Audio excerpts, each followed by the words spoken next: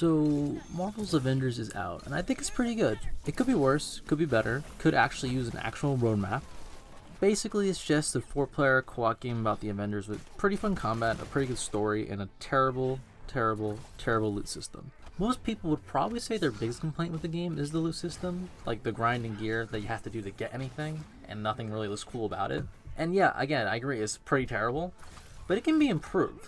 We've seen a bunch of other games like Destiny and The Division fix things like this. My main problem with the game that keeps me from ever saying it's more than good is actually something I just complimented. It's combat. At best, it's just good, and I think a lot of it has to do with creating combat systems for different characters.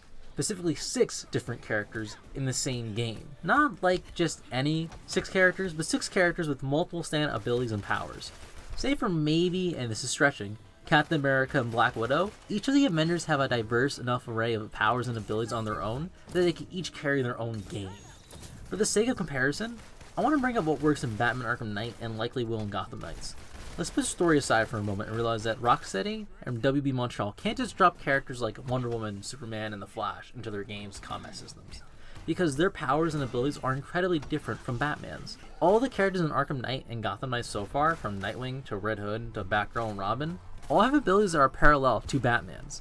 Neither studio had to actually create 5 to 6 wholly different distinct characters, each worthy of their own game.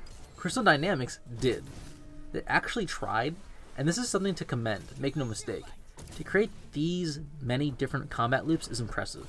Captain America and Black Widow are brawlers, Hulk is a lumbering tank, Thor is like a warrior mage, and Iron Man is blasting guys left and right. I don't know how to describe Ms. Marvel other than that she's awesome and really weird to play as, but as good a job as they did, in an effort to make all those heroes feel different and distinct, they don't necessarily all feel that great to play, just good at best. Your attacks kind of clank off of enemies, they look more fluid than they do feel fluid once you're fighting more than one enemy. Hulk may play differently from Captain America, but that doesn't make it fun when the enemies just kind of clank off your attacks with like you're an invisible wall no matter which character you play as. Or when they all just kind of fly up in the air the same exact way for your ground pound despite being multiple different types of enemies. These characters feel unique, but in that endeavor, Crystal Dynamics has made them all feel uniquely boring after a while. It makes it clear that Crystal Dynamics would have made a better game if they had been allowed to focus on one character rather than 5 to 6. Or do what Rocksteady and Montreal do and make characters who play similarly enough. I'd rather them do what Batman Arkham Knight does,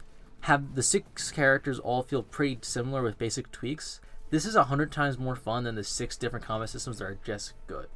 Or at least don't try to do 6 different archetypes. Here is where the X-Men come in. Now, I'm sure I know what you're all thinking. What do you mean the X-Men don't feel distinctly unique? That's not what I mean, not really. The Avengers are characters who have all these unique abilities and techniques that make them all different from each other.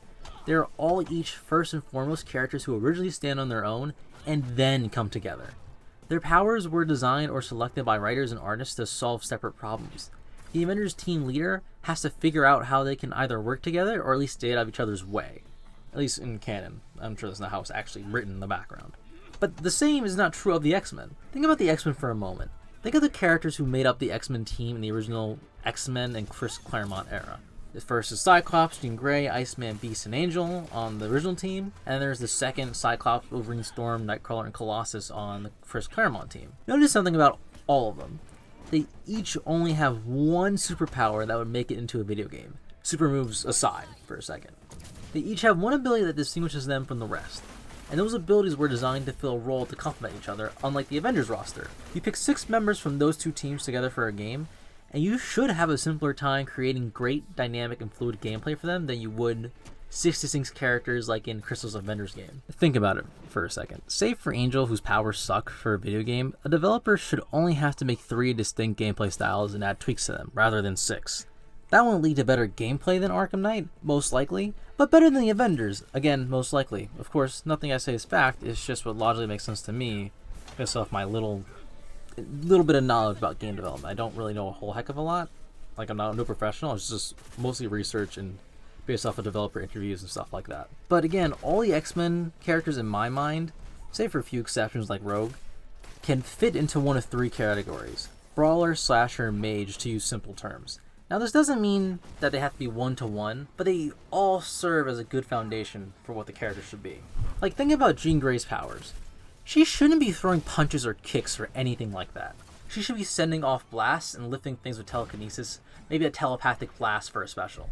That would be a lot of work to make work, more than the Hulk or Thor did separately, but if a developer did the animation and physics engine mechanic for Jean Grey, it should be plausible to transfer a lot of it to Storm, or Magneto even if he's playable. You must be thinking, Storm controls the weather and Jean Grey is a telekinetic, and they're not the same. And you're right, in the comic books or the movies they are totally different. But for a video game, they should honestly play pretty similar. Jean Grey and Storm should honestly play barely any different from each other than most characters, like with slight twists. Storm would still levitate and throw objects like Jean, just with weather effects, and maybe a bit slower for the sake of balance. Storm would also have wind blasts like Jean, has her own telepathic pushes. Or maybe Storm has a lightning blast that's more pinpoint and less crowd controlling than Jean's and probably does more damage. They both should fly the same way too, save for some speed differences. And then their specials can be where their different powers matter more. Jean would use a telepathic blast, most likely, which should honestly be about the tamest super move you can make, and Storm should have some crazy tornado or lightning storm. I'm definitely oversimplifying things, I'm not gonna lie. I'm no professional, as I said before. Video game development is far from being anything that can be described as easy. It's incredibly complicated and nuanced and something I could never do. In my mind, though, this means that developers should be looking to make things easier on themselves rather than harder, I would think. Looking at a property with this kind of symmetry in its teams should conceptually be a smart move. And it's not just with Storm and Jean Grey. Look at another pair of characters you probably would think of as not all that similar in the comics, but would probably play pretty similarly in a video game. Cyclops and Colossus. Now I know a lot of you are probably shaking your heads and calling me crazy in your heads, because Cyclops shoots I-beams and Colossus has metal skin. And you're probably right. But again, thinking of a third-person action game, how would that work? They would both be fighting with their fists, and neither is particularly well known for doing anything other than brawl with their fists. Sure, Cyclops could just play as a pure third-person shooter with his I-beams, with a few different specials for his supers, and that would lead to the easiest superhero character to make for a game, and possibly the most repetitive. Crystal would likely want to add melee combat to Cyclops, because unlike Jean Grey, his powers don't exactly make for that diverse, basic combat system. And in that instance, is there any reason their melee systems can't both use the same mechanics, or mostly the same? Could they not fight as similarly to each other as Batman and Batgirl do in Arkham Knight in terms of melee combat? And then they just have wildly different supers and status effects? Why does Cyclops really need the punch with a different animation than Colossus? Colossus isn't slow and lumbering, neither is he a martial artist. And there you have two templates you can use to add many other X-Men down the line. Your mages and your brawlers. But now with the slashers, and I use that term very loosely to describe melee fighters who use a lot more than just their fists, they would need way more work to be different from each other. They're really not all that similar, I'm not gonna lie. You can somewhat match Wolverine, Beast, and Nightcrawler together, but nowhere near as much as you could Storm to Jean Grey or Cyclops to Colossus in a video game. I would honestly start with Wolverine, making his melee slashing and stabbing the best it can be. He's made to shred people apart rather than smashing the pieces like Cyclops or Colossus. From him, you can lift a ton of Wolverine to Beast, really playing up his claws to be more like Sabretooth than in most versions, and give him a more in-depth parkour system. That parkour system, which honestly shouldn't be more than what they already have for Black Widow and Captain America, and that could also be moved over to Nightcrawler. Nightcrawler's ability to teleport, which honestly just replaces dodge since his teleport in the comics and adaptations has consistently been rather short distance. He could do more with Beast's parkour, and he could be matched to Wolverine a bit by giving him his pirate swords. This altogether leaves Beast, Wolverine, and Nightcrawler as his slashers or warriors to keep in this kind of D&D fashion. Ultimately, this would all come together into a game that has 3 generic profiles with which to make playable characters. The characters that fall under those profiles can have a few deviations from each other and allow a developer to add a bunch of X-Men in those 3 a lot faster and honestly better than they're probably doing right now with Marvel's Avengers. Like Magneto to Jean Grey and Storm makes sense, X-23 to Wolverine and Beast, or even Emma Frost to her with their diamond form and Psychic Blast to Cyclops and Colossus, because again, there's not really many other ways that you would actually put her in the game. You wouldn't really want to do much more than create another fluid brawler with a bit more flair to her. That's like what Emma Frost would play as. And then again, unlike the Avengers, the X-Men have a bigger pool of heroes to come from.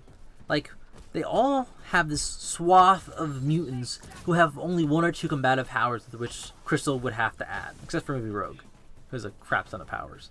But based on my video about the leaked list of Avengers coming to the game, Crystal is clearly playing the spread out copycat characters among the brand new original ones, who each have a set of abilities capable of carrying their own game. If they make an X-Men game, or have made an X-Men game instead, the issues of adding more characters should conceptually be easier. Maybe later they spend more time to make a 4th character type that fits someone like Rogue or Gambit, but trying to make a distinct new character each time they add one is going to lead to Marvel's Avengers being full of boring copycats and distinct characters who are less fun than they should be. I mean, look at the next 2 characters who have been confirmed. 2 Hawkeyes. And then we have this Winter Soldier and War Machine still to come, who are copycats and mixes of characters already in Avengers. X-Men should not only make for a better game, but a better online service game. Maybe when Marvel's Avengers player base eventually dies, which is looking to happen sooner rather than later, to be honest with you, Marvel and Square Enix should think about giving the live service superhero game another shot, only this time by letting Crystal Dynamics work with the X-Men. I mean, even if they treat an X-Men game like they do their Avengers game and don't take any advice that I've given or other people have given them, the X-Men are a better team anyway, so I'm not afraid to say it. I would love to play an X-Men game that's as good as the Avengers, rather than the Avengers game we have, to be honest. Which kind of null and voids like most of my point in my video. But still, I'm not afraid to admit that. I just want an X-Men game. And if they made an X-Men game, which character would you want in it? Which would be like your dream 6 X-Men team for X-Men video game? Which characters do you think would be easier to make? Tell me in the comments below.